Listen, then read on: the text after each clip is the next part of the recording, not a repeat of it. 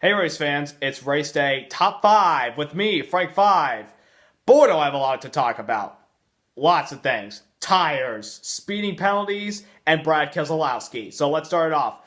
Number 1, Brad Keselowski, obviously. What a day he had. He ended up winning the race today at Atlanta, especially after going through a lot today.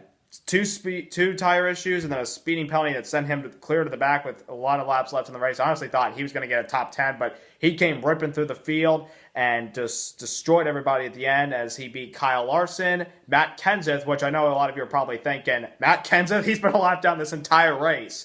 Well, yeah, I was surprised too, but he was able to rebound from that. Casey Kane, 4th place at the track where he last won a NASCAR race, so he's getting closer to getting back to victory lane. And then 5th place, that guy Chase Elliott. So let's get to Chase Elliott. That's number 2. We had a great race card today. I mean, we were in the top 5 practically the entire day. Ran well, ran second most of the day. Got a speeding penalty in one of the green flag pit stops in stage 3. But we were able to bounce back from that when we got a caution before we went a lap down. Worked our way back to the front, running second. Then we were 4th on the restart, fell back to 5th. Top 5 finish. A great run for us. Definitely makes up for last week at Daytona because I know going into this race, I was still heartbroken. Number 3, Kevin Harvick. What could have been? What could have been? Dominant car. Every stage he won. He should have won this race. Last pit stop, he got caught for speeding, and that's something you don't want to do late in a NASCAR race, especially when you're fighting to get into the playoffs. So, Harvick rebounded for 9th, but I know he's as pissed as a lot of the Kevin Harvick fans and his crew chief Rodney Childers is. I'd be pissed if I was Kevin Harvick.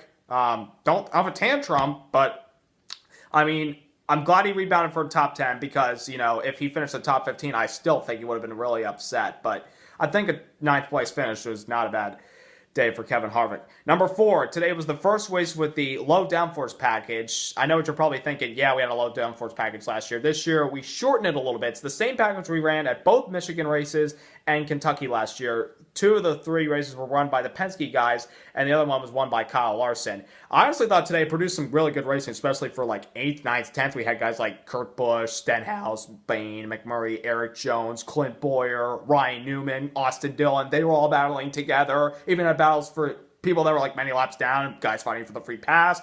I honestly thought we ran a great race today with that low downforce package. I can't wait to see what it does next weekend at Vegas, especially when we go to Phoenix in a few weeks. And get ready for the West Coast swing. It's coming up. Number 5, tires. That's always a story when you go to Atlanta. Tires wear out quickly. Like, 15 laps in, you're saying, my car is tight, my car is loose. Why can I get some tires? Well, most people started pitting after, 35 laps when usually the tire window today was supposed to be 38 to 44 laps. These tires really wear out quickly in an old truck like this. And a lot of people, especially from the truck race Saturday night, Matt Crafton said, no, please don't repave this track because they are planning on repaving this. But Marcus Smith, according to reports today, are reconsidering repaving Atlanta Motor Speedway. I don't know. Leave your opinions down on the comment section. Should we repave Atlanta or should we keep it the way it is? I mean, I know it wears out the tires, but it does produce racing where you can practically run anywhere on the racetrack where you want to.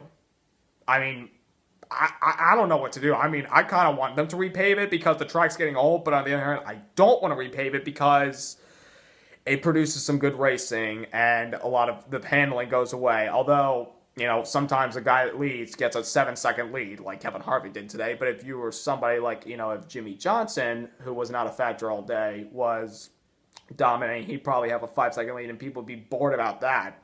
I would.